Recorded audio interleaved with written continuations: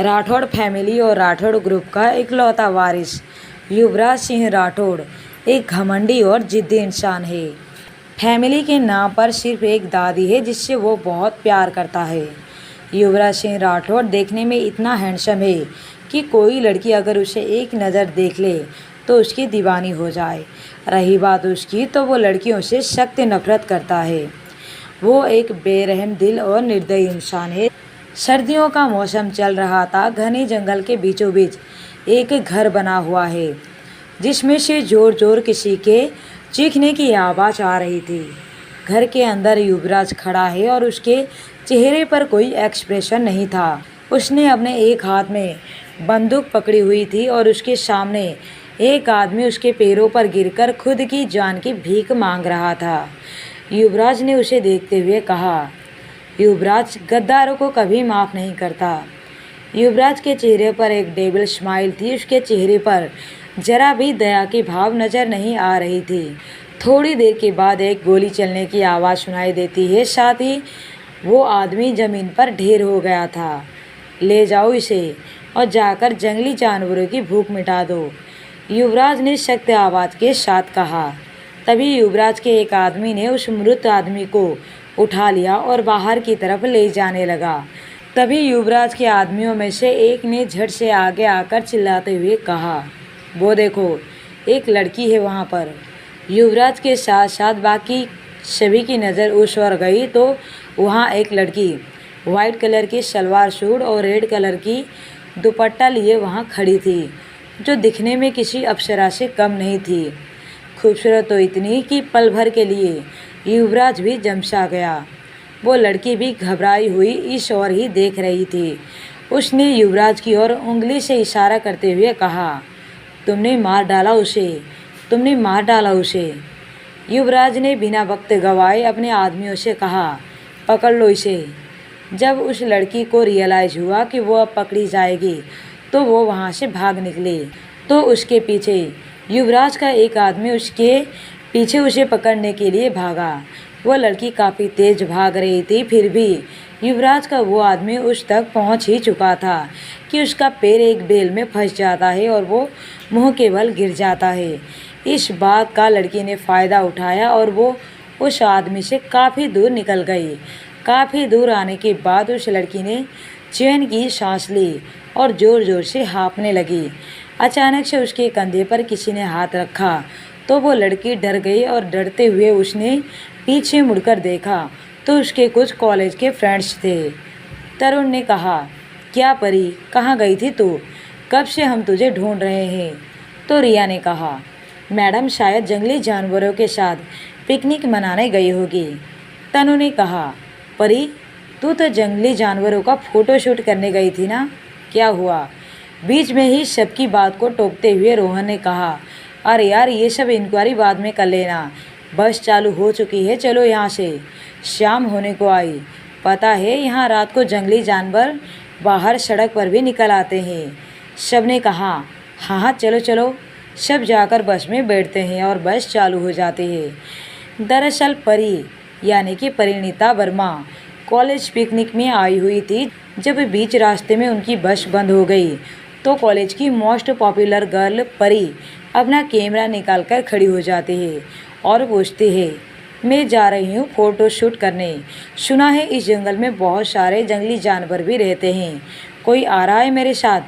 तो तनु ने कहा, नहीं बाबा, हमें जंगली जानवरों का लंच नहीं बनना है।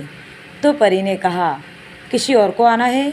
तो किसी ने आगे नहीं बढ़ा तो परी ने कहा, ठीक है, मत आओ कोई, मैं तुम लोगों की तरह फट्टू नहीं हूँ, मैं तो जा रही हूँ। तो रोहन ने कहा, हाँ हाँ जा, कोई जानवर अटैक करने आए तो उसे बता देना कि तू कमिश्नर की इकलौती बेटी है। सब उसकी बात सुनकर हंसने लगे तो परी मुंह बिगाड़कर अपना कैमरा उठाकर जंगल की ओर जाने लगी। थोड़ी दूर जाने के बाद उसे जब किसी की चीखने की आवाज़ सुनाई दी तो वो उस घर में जाकर झांकने लगी। तो दूसरी तरफ युवराज का वो आदमी जो परिणीता को पकड़ने के लिए गया हुआ था वो वापस आकर कहा, बॉस माफ़ कर दीजिए। वो लड़की हाथ से निकल गई। कहता हुआ वो आदमी डर से कांप रहा था। तो युवराज ने अपने दूसरे आदमियों की तरफ इशारा किया तो वो लोग आकर इस आदमी को उठाकर ले गए। वो आदमी लगातार चिल्लाता रहा, पर इससे युवराज को उस पर बिल्कुल भी रहम नहीं आया। उसने अपनी खास आदमी राणा से कहा, राणा पता कर कि वो लड़की कौन थी, कहाँ रहती है, मुझे वो लड़की किसी भी हालत में चाहिए। तो राणा ने कहा, वो आदमी आपको मिल जाएगी बॉस, बहुत ही जल्द, बस मुझे आप 1-2 घंटे का वक्त दीजिए। यहाँ बस में परिणीता ने सबको इस हादसे के बारे में बताया। तो तनु, जो कि उसकी बेस्ट फ्रेंड थी, उसने कहा, परी तुझे इस बारे में अपने पापा से बात करनी चाहिए, हो सकता है कि वो तुझे भी मारने की कोशिश करे, आखिर तू उस मर्डर की गवाह है। रोहन ने कहा, I think Tanu is right, मुझे भी लगता है कि वो तुझे ढूंढने की पूरी कोशिश करेगा और तुझे मारने की भी। परी सबकी बातें सुनकर घबरा जाती है। तो रिया ने कहा, बस करो तुम सब, एक तो मारे डर के उसकी हालत ख़राब हो रही है और तुम सब उसे और डरा रहे हो। परी तू पानी पी और रिलैक्स कर, कुछ नहीं होगा, हम सब है तेरे साथ, कहती हुई वो परी को पानी की बोतल देती है। परी पानी पीती है और मारे घबराहट के उसके हाथ पैर कांप रहे थे। उसने सबकी ओर देखते हुए कहा, मुझे बहुत डर लग रहा है, मैं अकेली घर कैसे जाऊंगी। तो तनु ने कहा, अकेली क्यों, तेरा ड्राइवर तो आ रहा है ना तुझे लेने। तो परी ने कहा, हाँ नहीं, तुम सब चलो ना मुझे छोड़ने। तो रोहन ने कहा, अरे डोंट वरी यार, मैं आ रहा हूँ तुझे छोड़ने। और कुछ? परी अभी भी कांप रही थी। लगभग 1-1.5 घंटे के बाद जब सब वापस कॉलेज पहुँचते हैं, बस से उतरते हैं, तो रोहन ने कहा, परी तुम अपने घर पर कॉल करके मना कर दो गाड़ी भेजने के लिए, मैं तुम्हें अपनी कार से ड्रॉप कर दूंगा। परी ने हाँ में सिर हिला दिया। रोहन ने परी को उसके घर तक ड्रॉप कर दिया। फिर वो परी को बाय बोलकर वहाँ से निकल जाता है। परी अपने घर के गेट से कुछ दूरी पर थी। वो अपने घर के तरफ बढ़ ही रही थी कि तभी उसके सामने एक गाड़ी आकर रुकती है और पलक झपकते ही उसे गाड़ी के अंदर खींच लिया जाता है। इससे पहले कि वो चिल्ला पाती कि एक आदमी ने उसके चेहरे पर रुमाल रख दिया, जिससे वो उसी वक्त बेहोश हो गई। इस वक्त युवराज अपनी दादी के साथ राठौड़ मैंशन के आलीशान कमरे में बैठा हुआ था कि तभी उसका फ़ोन रिंग करता है। युवराज ने फ़ोन पर फ्लैश हो रहे नाम को देखकर कमरे से बाहर आकर कॉल पिक किया और कड़क आवाज़ में कहा, हाँ बोलो। तो सामने से राणा ने कहा, बॉस हमने उस लड़की को पकड़ लिया है, अब उसका क्या करना है।